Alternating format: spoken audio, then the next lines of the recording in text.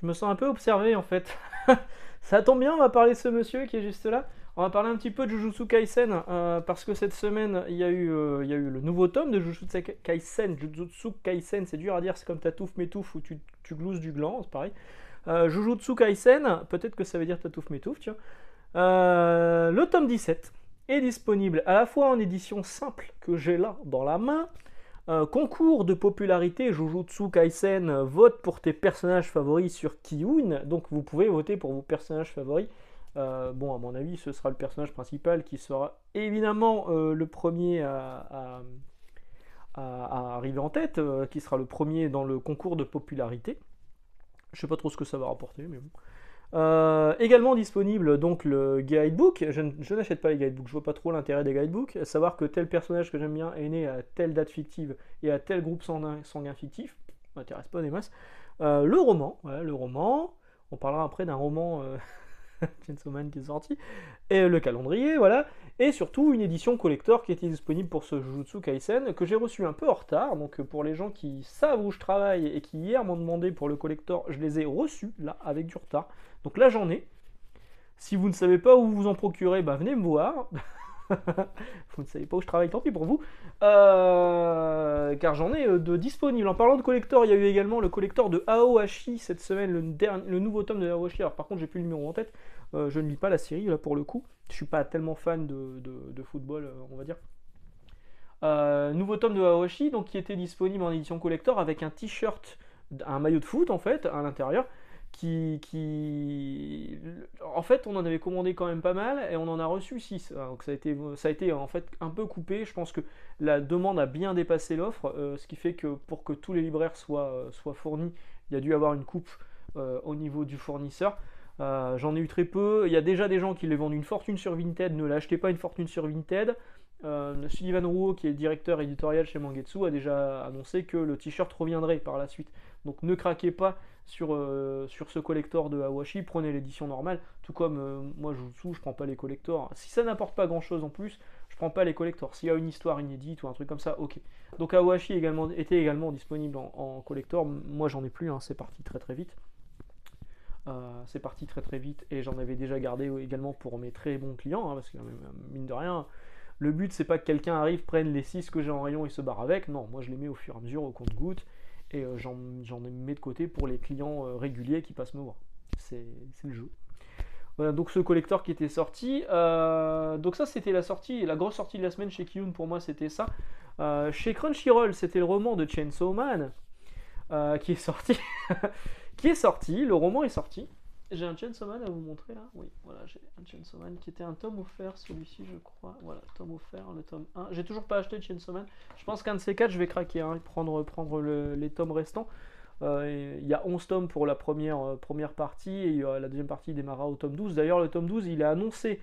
Je sais pas si ça a déjà été annoncé, mais ça sortirait au mois de avril de 2023 pour le tome 12. Donc, là, ce tome offert que j'ai, c'est du Kazé Shonen Up, c'est Kazé. Le roman, il est sorti dans l'autre sens, avec la nouvelle maquette de chez Crunchyroll. Donc le titre, il est écrit dans l'autre sens. Le noir est beaucoup plus présent. Il y a un logo Crunchyroll sur le haut. Donc forcément, ça continue à gueuler très justement sur les réseaux sociaux. Malheureusement, ça gueule que sur... Il n'y a pas de retour. Tout le monde crie au boycott, mais ça continue à se vendre comme c'est pas possible. C'est le cas également de Hokuto no Ken. Mais donc, ce qui est rigolo, c'est que le roman de Chainsaw Man, qui est disponible à l'unité, il a la jaquette Crunchyroll. Le roman de Chainsaw Man, qui est disponible dans le coffret collector Prestige, avec les 11 tomes de Chainsaw Man plus le roman, dans ce coffret, il a une jaquette casée. Donc avec le titre écrit dans le bon sens. Voilà. Je pense qu'il y a eu un tirage qui a été fait avant le changement de casé à Crunchyroll. Ils ont tout claqué dans le coffret. Ce qui fait que le coffret, il est extrêmement limité. Nous, pareil, on en avait commandé en librairie. On en a reçu 0. 0, c'est évidemment déjà indisponible. Il paraît que ça a été tiré entre 2000 et 5000 exemplaires, ce qui est très peu pour la France. Enfin, pour la France forcément, enfin pour les pays francophones, du coup, vu que Crunchyroll distribue aussi en Suisse et en Belgique. Euh, voilà, voilà. Donc, encore une belle connerie de la part de cet éditeur. J'ai l'impression de parler de toutes les semaines. Sortir le roman avec la jaquette Crunchyroll en simple et sortir avec une jaquette casée, que les gens préfèrent la jaquette casée, dans l'édition coffret limité qui est évidemment disponible nulle part, c'est encore un très bon move de leur part. Alors, justement, je vous ai montré Hokuto no Ken. Je vous ai dit, beaucoup de gens avaient crié au boycott pour ce Hokuto no Ken parce que c'est pas du grand format, c'est pas vraiment un deluxe comme les gens l'attendent, parce que c'est vendu 16 balles, 15 balles, je sais plus, 15 balles. Moi, sincèrement, j'ai pris le tome 1, je continuerai à prendre la série, je suis même plutôt content que ça sorte tous les mois, un par mois, je suis plutôt content. Ça veut dire que je vais pas attendre 12 ans avant d'avoir fini la série. Et puis, ça reste Hokuto no Ken, c'est hyper bien. S'il faut passer par là pour avoir Hokuto no Ken, parce que j'ai plus les éditions que j'ai lues, j'avais à l'époque, je vous l'avais déjà expliqué, moi je continuerai à prendre ces éditions-là. D'autant que là, il n'y a pas tellement, il y a pas tellement de, il y a pas tellement de scandale en fait, parce que mine de rien, le logo Crunchyroll, bon, il est doré, ça suit avec ce qui reste. Quand on le colle à côté des autres titres de Tetsuhara comme Sotanoken ou Keiji, ben, ça dénote pas. Effectivement, c'est un peu cher. C'est au moins 3 euros trop cher. Mais bon, moi je les achèterai en tout cas. Donc là, je l'ai acheté cette semaine, le Hokuto no Ken numéro 2. Cette semaine est sorti également, alors ça c'est chez Akata. J'avais lu le tome 1, j'ai plutôt bien aimé. Mon mari dort dans le congélateur. Je ne l'ai pas encore lu, ma femme l'a lu.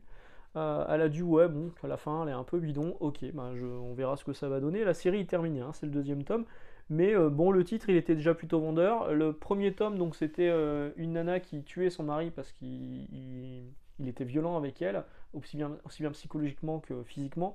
Du coup elle le tue, elle cache son corps dans le congélateur, quelqu'un frappe à la porte, son mari est là. Voilà voilà. C'est le pitch de départ. Et donc là, le tome 2 avec la fin de la série. La grosse sortie chez Glénat cette semaine. Alors, il y a eu deux grosses sorties chez Glénat cette semaine. Dragon Ball Super qui avait été décalé, qui là est sorti. Alors, il avait été décalé jusqu'au 9 novembre. Finalement, il est sorti le 2 novembre. Voilà. Alors, ça vaut ce que ça vaut. Je sais que beaucoup de gens n'aiment pas Dragon Ball Super. Je sais que beaucoup de gens critiquent Toyotaro. Moi, je vais quand même dire merci à Toyotaro de continuer à faire vivre Dragon Ball, mine de rien. Même si, clairement, on est très, très, très, très, très, très loin de l'œuvre de Toriyama. C'est vraiment beaucoup moins bien. C'est vraiment beaucoup moins bien que beaucoup de mangas actuellement d'ailleurs. Mais moi je continue à apprécier les personnages et je trouve que Toyotaro, et il le dit lui-même en fait dans l'édito, c'est son 18e tome. Dr Slump avait eu 18 tomes, c'est vrai, je les ai là-bas. Et il disait que c'est à partir de ce moment-là où Maître Toriyama s'est lancé dans Dragon Ball et donc il faut qu'il trouve son rythme de croisière maintenant. Effectivement, il serait temps qu'il trouve son rythme de croisière.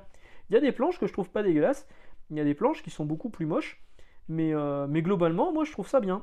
Alors là, c'est le combat entre. Les noms sont toujours ridicules, entre Gaz et Granola. Voilà. Granola, qui avait sa mère s'appelait Oatmeal, je crois. Enfin, les noms. C'est toujours n'importe quoi. Ce Vegeta que vous avez là derrière, le Vegeta, je sais plus quoi, encore un nom débile qui a été trouvé par la traductrice. On le voit pas. Dans cette version-là, on la voit pas dans le volume. Bref, Dragon Ball Super, le numéro 18 est sorti. Je suis content de l'avoir lu. Ça va pas me laisser un souvenir impérissable. Et en fait, à chaque fois que je finis Dragon Ball Super, ça me donne juste envie de relire les anciens Dragon Ball. Donc c'est une bonne chose. Merci pour ça, Toyotaro. L'autre grosse sortie chez Glénat cette semaine, c'est Sakamoto Days, qui est là, qui continue sur sa bonne lancée. Alors, c'est sympa, c'est pas non plus complètement foufou. J'ai pas encore lu ce tome, mais je vois qu'il y a déjà des planches qui sont franchement dynamiques et plutôt cool à voir. C'est sympa, Sakamoto Days, mais c'est pas non plus le truc qui me retourne le cerveau comme certaines autres séries, comme Dan Dan Dan récemment, que j'ai vraiment trouvé très très bon. Tiens, Dan Dan Dan, justement, Crunchyroll a annoncé que les ventes n'étaient pas à la hauteur de ce qu'ils attendaient. Évidemment, ça a été le premier manga qui a été mis sous label Crunchyroll. Il y a beaucoup de gens qui ont dit je ne l'achèterai pas à cause de ça. Ce qui est, à mon sens, un peu je vais pas dire que les gens sont idiots, mais c'est dommage de passer à côté d'une œuvre que moi j'ai trouvé bien. Après, ça sera peut-être pas le goût de tout le monde, mais c'est dommage de passer à côté cette série sous prétexte que le logo qu'il y a sur la jaquette ne vous convient pas, ou que vous n'aimez pas l'entreprise qui l'édite. Moi, je pense surtout que c'est une chance d'avoir une édition française sur quel que soit le manga, hein. Black Box, je sais pas encore ce que ça vaut, mais j'avais vu des retours qui étaient très négatifs sur cet éditeur. Vénussoir chez Black Box, je suis content de voir Vénussoir en français, je prends Vénussoir en français chez Black Box. 18 balles le tome, ça fait chier, mais voilà. Donc Sakamoto Days est sorti cette semaine. Sorti la semaine dernière, j'avais oublié d'en parler de celui-ci. Soichi chez Mangetsu de Junji Ito. Alors Junji Ito qui sera à Angoulême cette année, et ça c'est plutôt cool, hein. Il y aura chez Angoulême cette année, il y a des sacrés auteurs à la fois de comics, de manga, et ça donne envie d'y aller, mais franchement j'ai jamais fait Angoulême et ça me manque pas plus que ça. En fait, il y a trop de monde, moi ça me gonflerait en fait assez rapidement. Surtout tous les ans on essaie de négocier avec notre direction pour pouvoir y aller, et tous les ans, bah non, ah bah donc non, alors on n'y va pas, j'irai pas à mes frais, c'est sûr, ça coûte beaucoup trop cher. Donc Soichi est sorti chez Mangetsu, c'est vraiment une œuvre, pour moi c'est l'une des meilleures œuvres de Junji Ito. Tomie est très bien, mais je sais pas, il y avait un truc, j'avais l'impression dans Tomie de lire un peu toujours la même histoire qui se répétait selon les chapitres, toujours un peu le même déroulement. C'est moins le cas dans Soichi, et vraiment je trouvais ça cool. Cette couverture est exclusive, hein, à l'édition de Mangetsu. Et cette semaine est sorti un autre titre de Junji Ito, pas chez Mangetsu, chez Delcourt Tonkam. Voilà, c'est les histoires courtes intégrales chez Delcourt Tonkam. Alors, ce qui est rigolo, c'est que Delcourt Tonkam avait les droits des titres de Junji Ito. Delcourt avait les droits.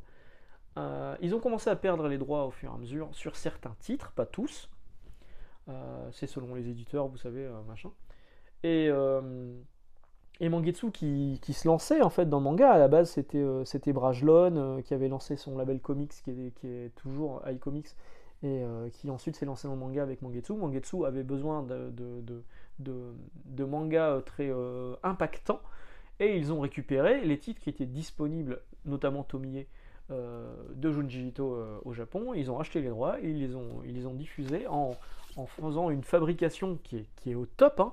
La fabrication elle est exceptionnelle, hein. C'est du format un peu plus grand, c'est de la couverture dure, couverture exclusive, enfin, vraiment il y a un vernis sélectif sur le titre, la traduction elle est top, enfin ils font un super travail là-dessus, le papier est très bien. Et Delcourt s'est dit, ah mais c'est vrai, on a le catalogue Junji Ito aussi, on a certains titres du catalogue Junji Ito. Alors ils ont ragé, hein. Moi j'ai su que ça avait ragé, qu'ils auraient préféré que Mangetsu, enfin Brajlon, leur demande l'autorisation d'acheter les droits.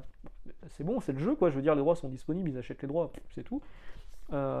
Et du coup maintenant ils font des rééditions des titres de Junji Ito qui sont encore dans leur catalogue, en faisant une fabrication qui ressemble nettement à ce qui se fait chez Mangetsu, hein, mine de rien. Bon après du coup ça ressemble un petit peu, ça fait pas trop con dans votre bibliothèque, mais bon, c'est étonnant. Je sais pas ce qu'il vaut l'histoire courte de Junji Ito, je ne l'ai pas encore lu celui-ci, j'avais pas lu les anciennes éditions. Il y a les pages couleurs, tiens, enfin il y a une page couleur, il y a une page couleur, ouais, ok super, voilà. Là il y a de la couleur, après il n'y a plus de couleur. Ce qui fait qu'il y a un papier spécial sur tout le truc. Ah, il y a de la couleur au début aussi. Ouais.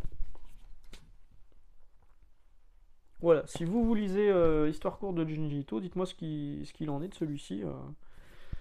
Voilà, il y a d'autres titres de Junji Ito qui vont apparaître l'année prochaine, qui vont arriver l'année prochaine, toujours chez Mangetsu. Et Mangetsu qui est vraiment un éditeur à suivre. Vraiment les nouveaux éditeurs manga, je pense aussi à Omake Manga.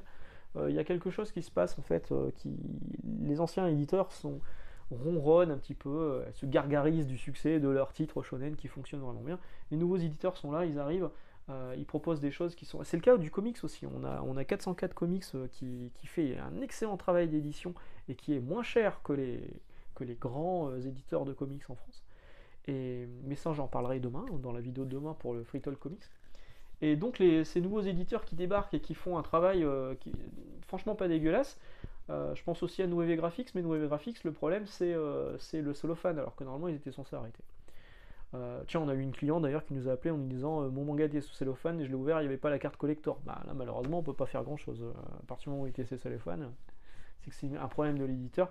Donc je pense que deux solutions, soit cette dame contacte l'éditeur, on lui a conseillé de contacter d'abord l'éditeur, soit l'éditeur lui fait un échange directement en lui envoyant chez lui, soit dans ce cas-là l'éditeur renvoie chez nous, mais dans ce cas-là ça veut dire on fait un échange à la dame avec un exemplaire neuf et on doit renvoyer l'exemplaire qu'elle nous ramène chez l'éditeur, et souvent ça signifie l'envoyer au pilon, ce qui est pas top en fait.